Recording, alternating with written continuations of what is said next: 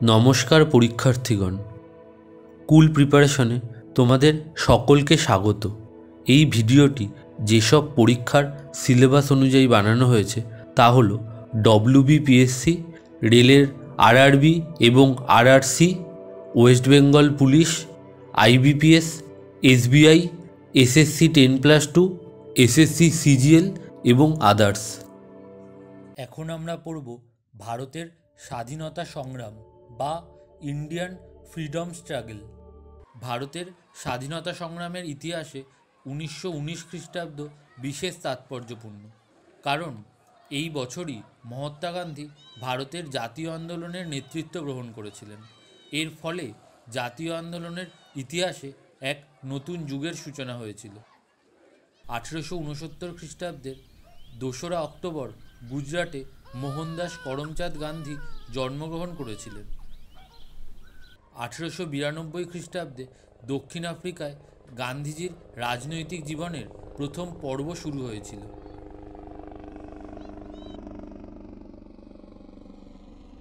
1915 খ্রিস্টাব্দে গান্ধীজি ভারতে ফিরে এসেছিলেন এবং ভারতে তার রাজনৈতিক জীবনের দ্বিতীয় পর্বের সূচনা হয়েছিল। সে সময় প্রথম বিশ্বযুদ্ধ চলছিল এবং ভারতকে যুদ্ধরত রাষ্ট্র হিসেবে ঘোষণা করা হয়েছিল।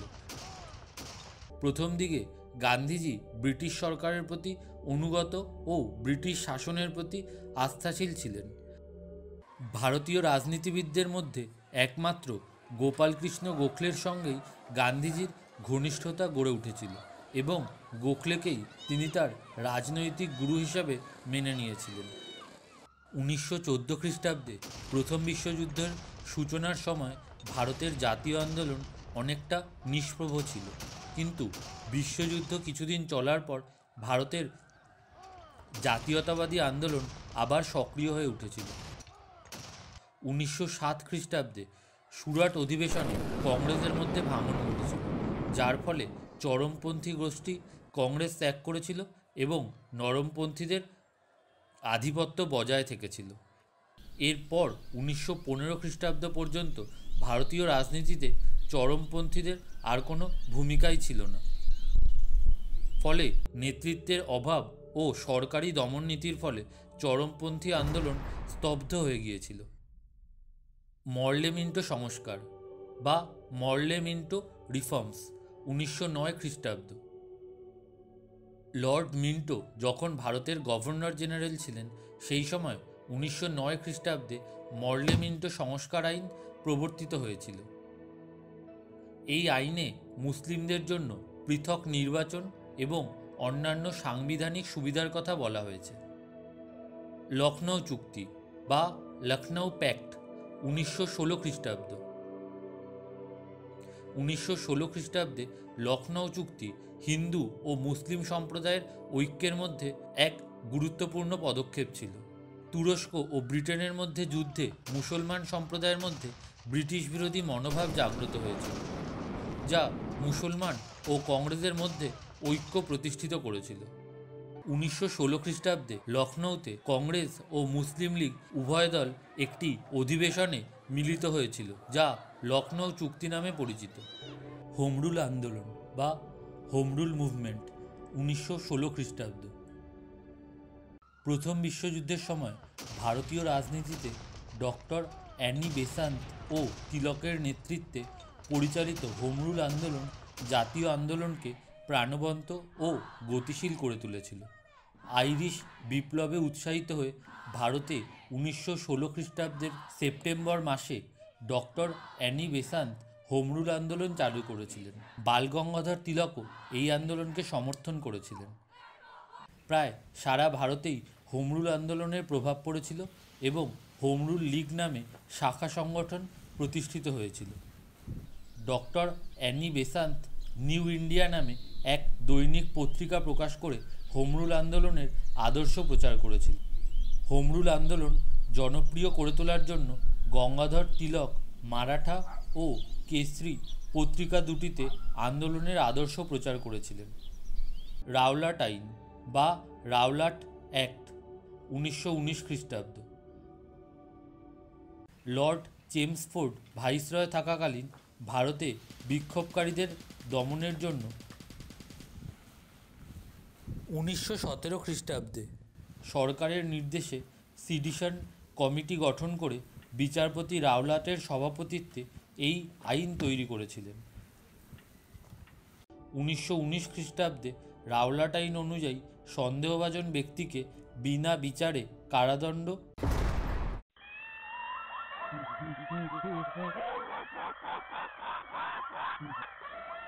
ও নির্বাসন দেওয়ার ব্যবস্থা করা হয়েছিল। এই আইনের দ্বারা ভারতের সর্বস্তরের মানুষ বিক্ষুব্ধ হয়ে উঠেছিল। গান্ধীজি এই আইনের বিরুদ্ধে লড়াই করার জন্য এর বিরুদ্ধে 1919 খ্রিস্টাব্দে সত্যাগ্রহের ডাক দিয়েছিলেন। দিল্লি, আহমেদাবাদ এবং পাঞ্জাবে এই আইনের বিরুদ্ধে ব্যাপক বিক্ষোভ দেখা দিয়েছিল। জালিয়ানওয়ালাবাগের হত্যাকাণ্ড বা জালিয়ানওয়ালাবাগ ম্যাসাক্রে 13ই এপ্রিল 1919 খ্রিস্টাব্দ রাওলাট আইনের প্রতিবাদে সত্যাগ্রহ আন্দোলন দেখা দেওয়ায় 1919 খ্রিস্টাব্দের 10ই এপ্রিল ডক্টর কিচলু এবং সত্যপালকে গ্রেফতার করা হয়েছিল। এর প্রতিবাদে পাঞ্জাবে প্রবল বিক্ষোভের সৃষ্টি হয়েছিল। এই গ্রেপ্তারের প্রতিবাদে অমৃতসর শহরে জনগণ শোভাযাত্রা বের করেছিল। এই শান্তিপূর্ণ শোভাযাত্রার ওপর পুলিশ গুলিবর্ষণ করে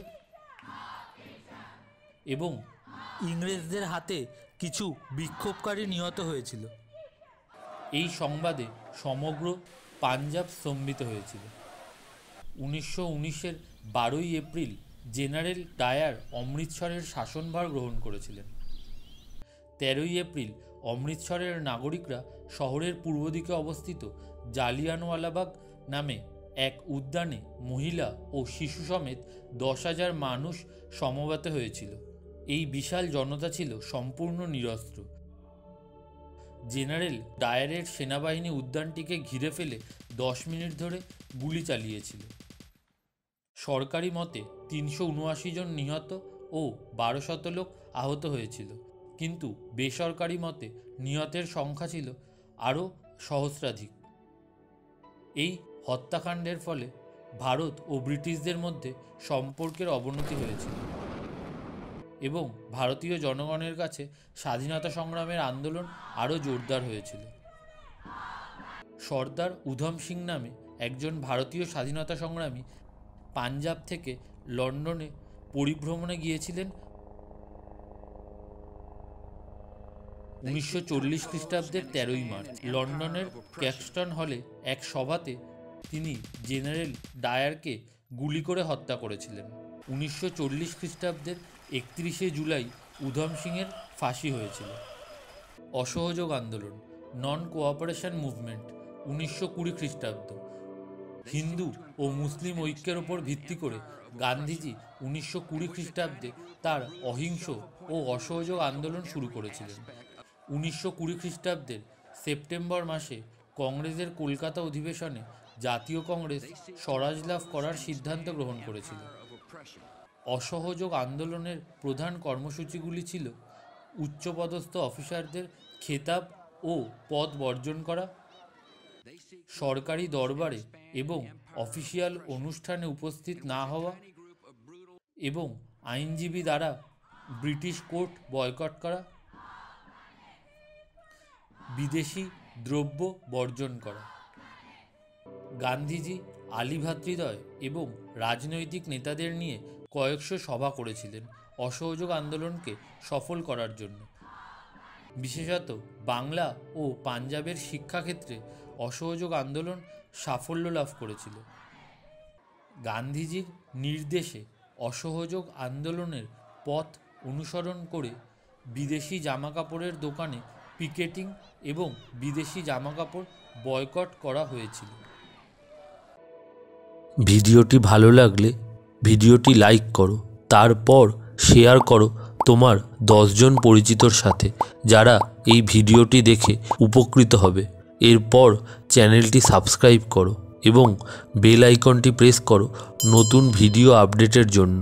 আর নিচে কমেন্ট বক্সে জানাও ভিডিওর কোন অ্যানিমেশন পোর্শন তোমার ভালো লেগেছে। সেই অনুযায়ী আমরা আরও ভালো করে অ্যানিমেশন ভিডিও বানানোর চেষ্টা করব। এরপর অন্যান্য ভিডিও দেখার জন্য চ্যানেলটিতে প্রবেশ করো। তারপর ভিডিও সেকশন থেকে তোমার পছন্দ মতো অন্যান্য ভিডিও দেখতে পারো। ধন্যবাদ।